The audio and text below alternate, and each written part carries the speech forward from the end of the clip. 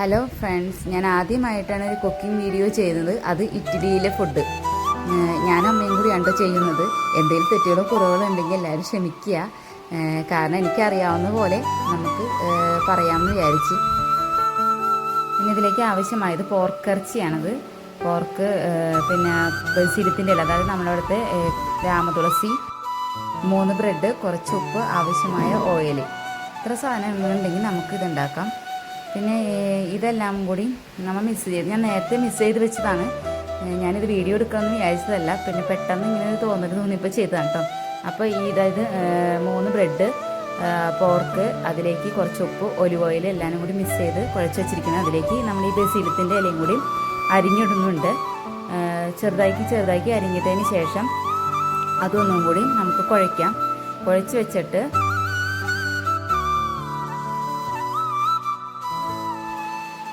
നല്ലോണം കുഴച്ചതിന് ശേഷം അത് ചെറിയൊരു ഉരുളകളാക്കി വെക്കുക കേട്ടോ.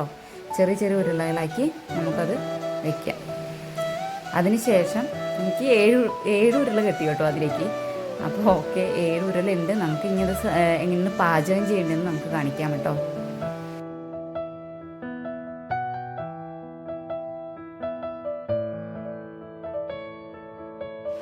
നമുക്ക് ഗ്യാസ് കത്തിക്കാം. ഗ്യാസ് കത്തിച്ചിട്ട് അതിലേക്ക് പാൻ വെക്കാം.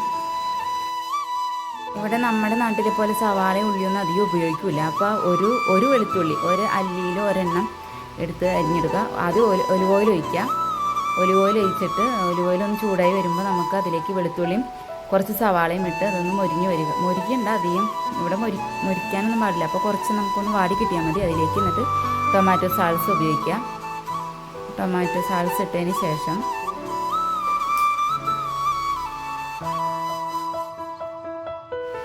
ടൊമാറ്റോ സാൾസ ഇട്ട് അത് നല്ലോണം ഒന്ന് ഉടച്ചെടുക്കണം കേട്ടോ. നല്ലോണം ഒന്ന് ഉടച്ചതിന് ശേഷം കുറച്ച് വെള്ളവും കൂടി അതിലേക്ക് ആഡ് ചെയ്യുന്നുണ്ട്. പക്ഷെ അത് എനിക്കതിലേക്ക് കാണിക്കാൻ ഞാൻ മറന്നുപോയി, സോറി. അതിൻ്റെ ഇടയിൽ 2 ആൾക്കാർ അവിടെ പുറത്ത് വന്നിരിപ്പുണ്ടായിരുന്നു. അപ്പം ഞാൻ അവരുടെ വീഡിയോയും കൂടി ഇതിലേക്ക് ഉൾപ്പെടുത്തിയിട്ടുണ്ട് കേട്ടോ. 2 പേര് പുറത്ത് വന്നിരിക്കുന്നുണ്ടായിരുന്നു. ഞാൻ അവർ 2 പേരും ഇതിലേക്ക് ഉൾപ്പെടുത്തിയിട്ടുണ്ട്.